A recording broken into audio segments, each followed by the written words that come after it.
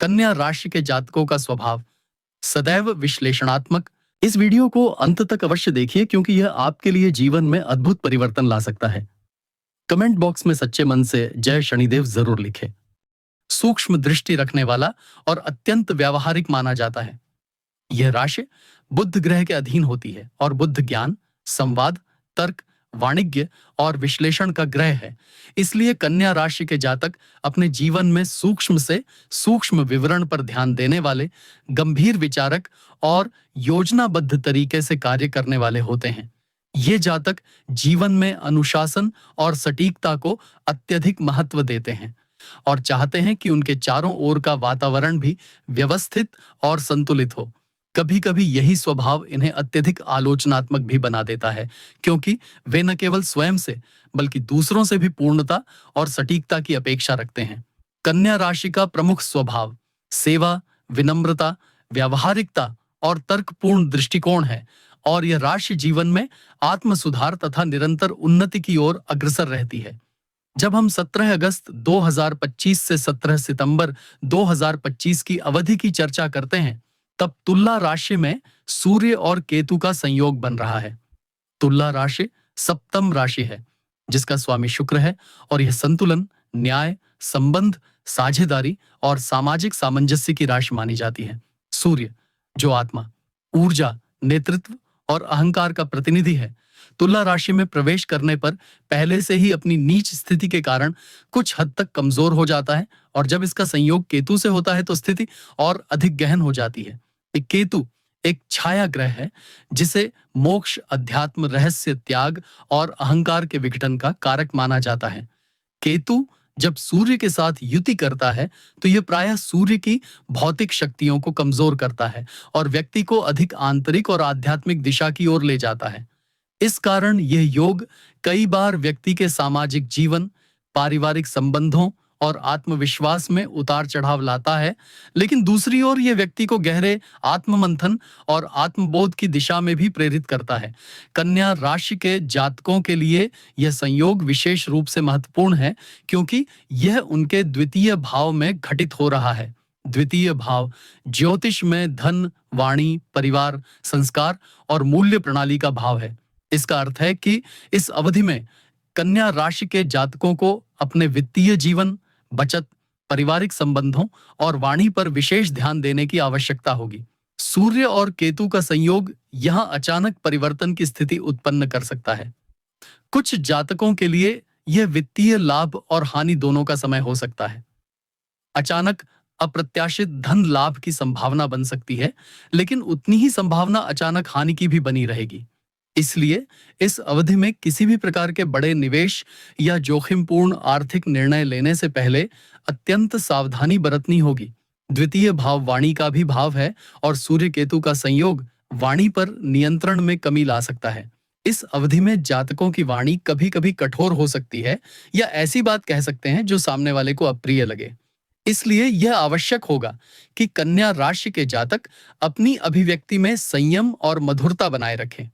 पारिवारिक संबंधों में भी इस समय कुछ तनाव की स्थिति उत्पन्न हो सकती है, विशेषकर जब छोटी-छोटी बातों को लेकर बहस या गलतफहमी पैदा हो। इसलिए धैर्य, संवाद में स्पष्टता और संयम इस अवधि में संबंधों को संतुलित बनाए रखने के लिए अत्यंत आवश्यक होगा।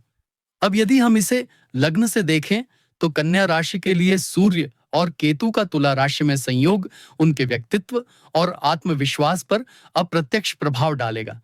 लग्न स्वभाव और स्वास्थ्य का कारक है और जब द्वितीय भाव प्रभावित होता है तो व्यक्ति के आत्मविश्वास, निर्णय क्षमता और मानसिक स्थिरता पर असर पड़ सकता है। इस अवधि में कन्या राशि के जातक कई बार आत्मसंदेह का अनुभव कर सकते हैं या उन्हें लग सकता है कि उनके प्रयासों को उचित मान्यता नहीं मिल रही है। सूर्य केतु संयोग का एक प्रमुख प्रभाव यह होता है कि व्यक्ति को अपनी पहचान और अहंकार के बीच संतुलन साधने की चुनौती मिलती है।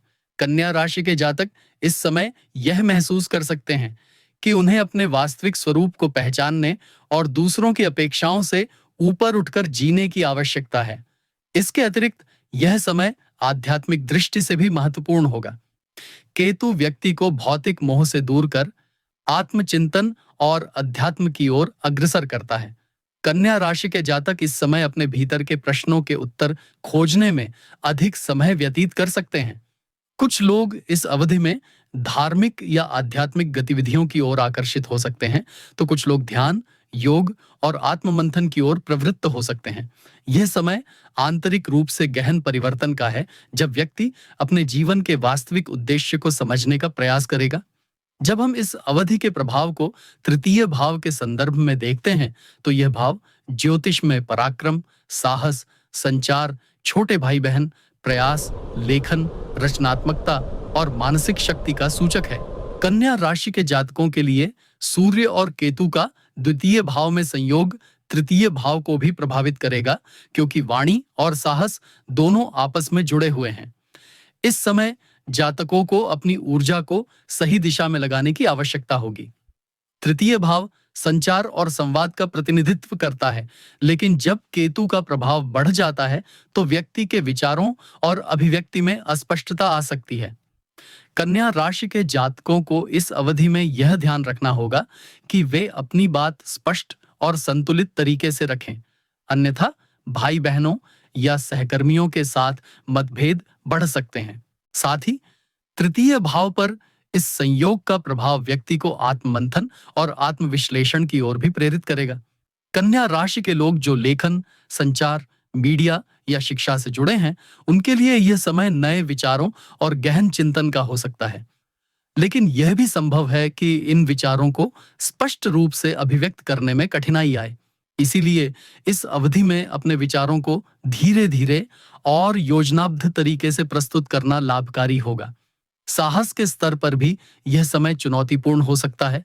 कभी कभी जातक महसूस कर सकते हैं कि उनका आत्मविश्वास डगमगा रहा है या वे अपने प्रयासों में बाधाओं का सामना कर रहे हैं।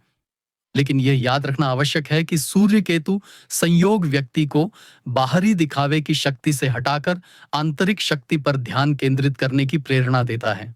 इसलिए इस अवधि में वास्तविक शक्ति आत्मविश्वास और धैर्य से आएगी। अब यदि हम चतुर्थ भाव पर दृष्टि डालें तो ये भाव सुख, माता, घर परिवार, वाहन, भूमि, भवन और मानसिक शांति का कारक है। द्वितीय भाव में सूर्य और केतु का संयोग परिवार और वाणी पर तो असर डालेगा ही, लेकिन इसकी छाया चतुर्थ भाव पर भी स्पष्ट रूप से पड़ेगी। कन्या राशि के जातकों के लिए यह समय घरेलू जीवन में उतार चढ़ाव ला सकता है। माता के स्वास्थ्य या मानसिक स्थिति को लेकर चिंता हो सकती है। घर परिवार में कभी कभी वातावरण तनावपूर्ण हो सकता है, विशेषकर जब परिवार के सदस्यों के बीच संवाद में कमी या गलतफहमी हो। इसलिए जातकों को चाहिए कि वे अपने पारिवारिक जीवन में संतुलन और सामंजस्य बनाए रखने के लिए अतिरिक्त प्रयास करें। भूमि, भवन और संपत्ति से संबंधित मामलों में भी यह अवधि कुछ अनिश्चितता ला सकती है। यदि कोई भूमि या संपत्ति का लेन देन इस अवधि में करना चाहे तो बहुत सोच समझकर और पूर्ण जांच पड़ताल के बाद ही निर्णय लें। मानसिक शांति के स्तर पर भी यह समय चुनौतीपूर्ण हो सकता है। कभी कभी जातक महसूस कर सकते हैं कि उनका मन अस्थिर हो रहा है या वे अपने घर और व्यक्तिगत जीवन से संतुष्ट नहीं हैं। लेकिन यह स्थिति भी व्यक्ति को भीतर झांकने और आत्ममंथन की ओर ले जाएगी। यदि इस समय जातक ध्यान, योग या प्राणायाम जैसे अभ्यास करें तो उन्हें आंतरिक शांति और संतुलन प्राप्त करने में मदद मिलेगी। पंचम भाव की चर्चा करें तो यह भाव शिक्षा, संतान, प्रेम संबंध, रचनात्मकता और बुद्धि का प्रतीक है। सूर्य और केतु का संयोग जब द्वितीय भाव में होता है तो इसका प्रभाव पंचम भाव पर भी अप्रत्यक्ष रूप से पड़ता है। इस अवधि में कन्या राशि के विद्यार्थियों को पढ़ाई में एकाग्रता बनाए रखने में कठिनाई हो सकती है। कई बार उन्हें लगेगा कि उनका ध्यान बार बार भटक रहा है या उनकी मेहनत का अपेक्षित परिणाम नहीं मिल रहा है। इसलिए इस समय विद्यार्थियों को धैर्य बनाए रखना होगा और पढ़ाई को योजनाबद्ध तरीके से करना होगा। संतान से संबंधित मामलों में भी इस समय सावधानी की आवश्यकता है। यदि जातक विवाहित हैं और संतान है तो उनके साथ संबंधों में कुछ दूरी या गलतफहमी उत्पन्न हो सकती है। कभी कभी संतान की ओर से भी तनाव उत्पन्न हो सकता है। इसलिए यह आवश्यक है कि इस अवधि में माता पिता अपने बच्चों के साथ धैर्य और प्रेम से पेश आए। प्रेम संबंधों के संदर्भ में भी यह समय थोड़ी अस्थिरता ला सकता है। केतु की छाया कई बार भ्रम और अनिश्चितता उत्पन्न करती है। इसलिए इस समय नए प्रेम संबंधों में पड़ना या पुराने संबंधों को लेकर बड़े निर्णय लेना उचित नहीं होगा। पंचम भाव रचनात्मकता और बुद्धि का भी भाव है। इस अवधि में जातकों की सोच गहरी होगी और वे जीवन के रहस्यों को समझने की ओर अधिक आकर्षित होंगे। लेकिन कई बार यह गहराई इतनी अधिक हो सकती है कि व्यवहारिक जीवन में इसका प्रभाव नकारात्मक रूप से दिखाई देने लगे। इसलिए आवश्यक होगा कि जातक अपनी रचनात्मक ऊर्जा को सकारात्मक दिशा दें, जैसे लेखन, कला, संगीत या किसी आध्यात्मिक अभ्यास में। षष्ठ भाव की बात करें तो यह भाव रोग, आरण, शत्रु, प्रतिस्पर्धा, कार्यक्षेत्र में संघर्ष और सेवा का प्रतीक है। कन्या राशि के जातकों के लिए सूर्य और केतु का यह संयोग जीवन में आत्मविश्लेषण की गहरी प्रक्रिया को जन्म देगा। षष्ठ भाव पर इसका असर जातकों को यह महसूस करा सकता है कि उनके जीवन में कुछ ऐसी चुनौतियां हैं जिनसे उन्हें अब तक बचना चाहिए था, लेकिन अब उन्हें सीधे सामना करना होगा। रोग के संदर्भ में यह समय स्वास्थ्य पर विशेष ध्यान देने की चेतावनी देता है। केतु का प्रभाव स्वास्थ्य में अचानक उतार चढ़ाव ला सकता है, विशेषकर पेट, आंख और मानसिक स्वास्थ्य से जुड़े मुद्दों में। इसीलिए जातकों को अपने खान-पान और दिनचर्या को नियमित रखना अत्यंत आवश्यक होगा। कार्यक्षेत्र में यह समय प्रतिस्पर्धा और विरोधियों से सावधान रहने का है। यह संभव है कि कोई सहकर्मी या विरोधी आपके कार्य में बाधा डालने की कोशिश करे या आपकी प्रगति से ईर्ष्या करे। ऐसे में जातकों को अपनी कार्यशैली और नियत पर पूरा ध्यान केंद्रित करना चाहिए। यदि वे ईमानदारी और परिश्रम के साथ अपने लक्ष्य की ओर बढ़ेंगे, तो विरोधी चाहे जितना भी प्रयास करें, सफलता अंततः उन्हीं की होगी। सप्तम भाव का संबंध विवाह, साझेदारी, दाम्पत्य जीवन और सार्वजनिक व्यवहार से है। जब सूर्य और केतु का संयोग सक्रिय होता है, तो यह भाव सबसे अधिक प्रभावित होता है, क्योंकि यह संयोग अक्सर संबंधों में दूरी और असमंजस की स्थिति उत्पन्न करता है। कन्या राशि के विवाहित जातकों के लिए यह समय अपने वैवाहिक जीवन में उतार चढ़ाव लाने वाला हो सकता है। जीवन साथी के साथ गलतफहमियां या संवादहीनता बढ़ सकती है। कभी-कभी ऐसा लग सकता है कि संबंधों में निकटता घट रही है और भावनात्मक दूरी बढ़ रही है। इस समय जातकों को धैर्य और परिपक्वता के साथ परिस्थितियों का सामना करना चाहिए और संबंधों में सामंजस्य बनाए रखने का प्रयास करना चाहिए।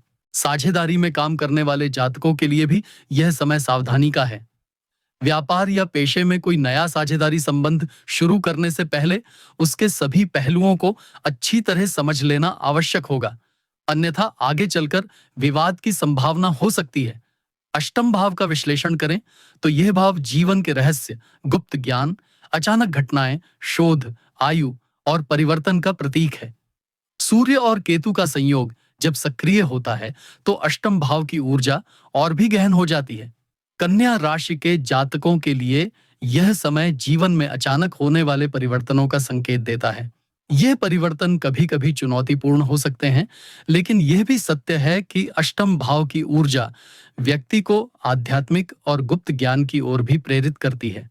इस अवधि में जातक अचानक किसी गूढ़ विषय में रुचि ले सकते हैं, जैसे ज्योतिष, ध्यान, योग या तंत्र।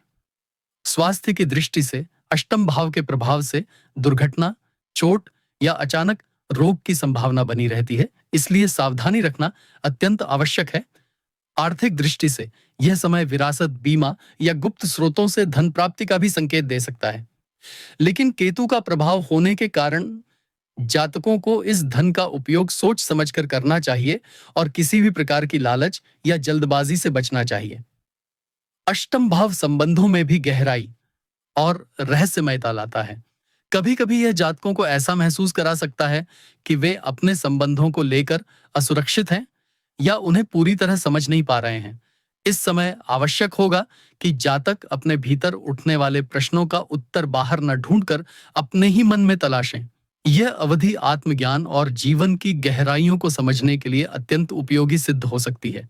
नवम भाव की बात करें तो यह भाग्य, धर्म, उच्च शिक्षा, लंबी यात्राएं, गुरु और आध्यात्मिक ज्ञान का प्रतीक है।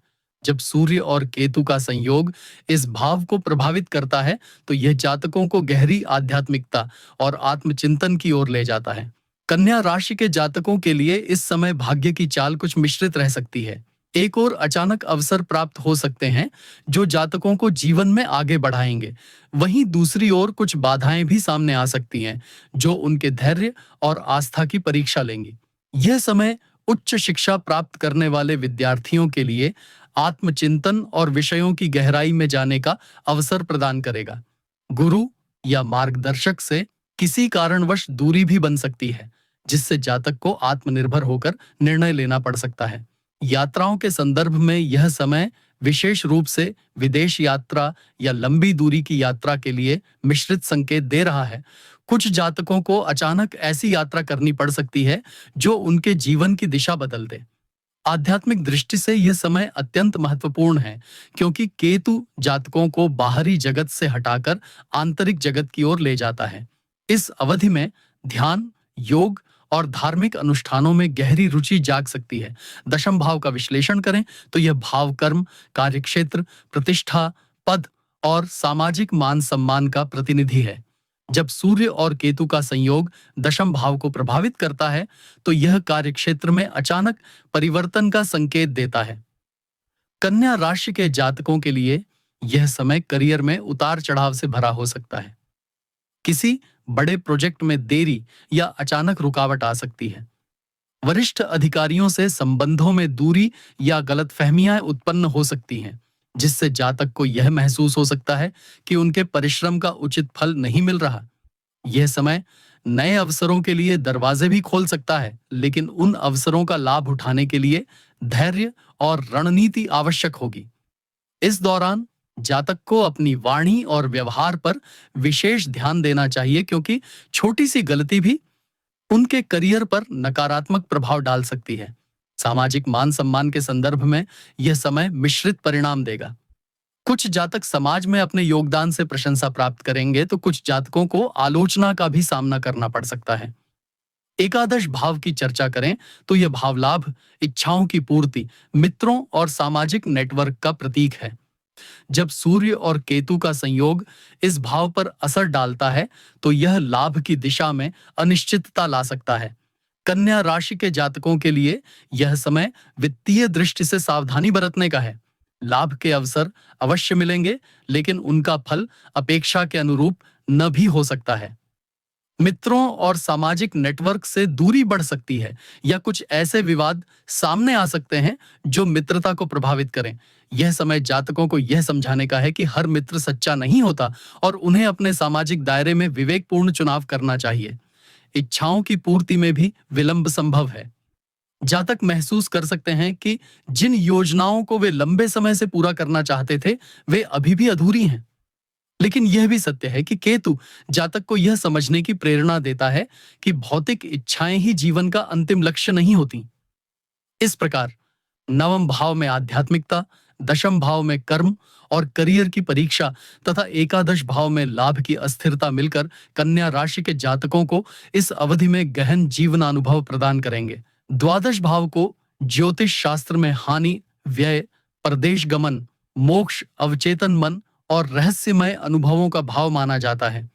जब सूर्य और केतु का संयोग इस भाव पर गहन प्रभाव डालता है तो यह जातकों को जीवन के गूढ़ रहस्यों की ओर ले जाता है। कन्या राशि के जातकों के लिए इस समय का अर्थ यह है कि उन्हें अपने खर्चों पर विशेष नियंत्रण रखने की आवश्यकता है क्योंकि अचानक खर्चे बढ़ सकते हैं। यह खर्च केवल भौतिक स्तर पर ही नहीं बल्कि स्वास्थ्य संबंधी भी हो सकता है। इसीलिए स्वास्थ्य की अनदेखी करना इस समय हानिकारक सिद्ध हो सकता है। केतु की उपस्थिति जातकों को विदेशी स्थानों की ओर आकर्षित कर सकती है या किसी कारणवश प्रदेश यात्रा का अवसर प्रदान कर सकती है। यह यात्रा लाभकारी भी हो सकती है, लेकिन मानसिक अस्थिरता के कारण जातक को यह लग सकता है कि यात्रा से अपेक्षित परिणाम नहीं मिले। मोक्ष और आध्यात्मिकता के संदर्भ में यह समय अत्यंत प्रभावशाली है क्योंकि द्वादश भाव केतु के साथ मिलकर जातक को आत्मज्ञान की दिशा में अग्रसर करता है। कन्या राशि के जातकों को इस अवधि में यह अनुभव हो सकता है कि भौतिक जीवन की इच्छाएं स्थायी नहीं होती और सच्चा सुख आत्मसंतोष और आध्यात्मिक साधना में ही निहित है। कई जातक ध्यान, योग, पूजा पाठ, दान पुण्य और परोपकार में गहरी रुचि लेने लगेंगे। यह समय अवचेतन मन को जागृत करता है, जिससे जातक अपने जीवन की पुरानी घटनाओं को नए दृष्टिकोण से समझने लगेंगे। अब यदि हम इस पूरे संयोग का समग्र प्रभाव देखें, तो स्पष्ट होता है कि तुला राशि में सूर्य और केतु का एक माह का यह मिलन कन्या राशि के जातकों के लिए गहन आध्यात्मिक, मानसिक और व्यावहारिक परिवर्तन लेकर आ रहा है। यह समय जातक के लिए एक परीक्षा जैसा है, जहां उन्हें धैर्य, संयम और आत्मविश्वास का सहारा लेकर आगे बढ़ना होगा।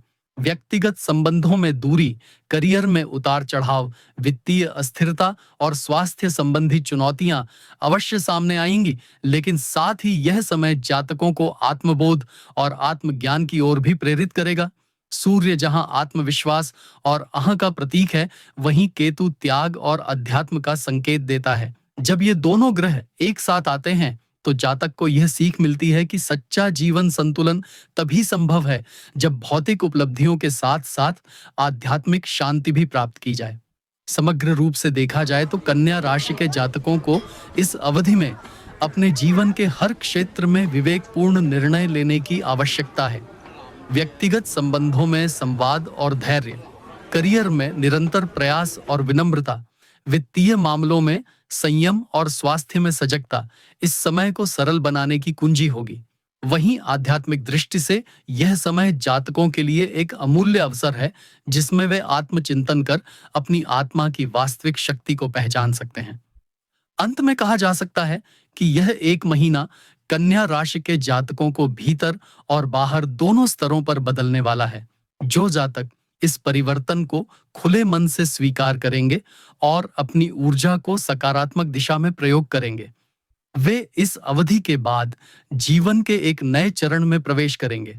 सूर्य और केतु का यह संयोग चुनौती और अवसर दोनों लेकर आया है, और इसका परिणाम जातक की दृष्टि और कर्म पर निर्भर करेगा।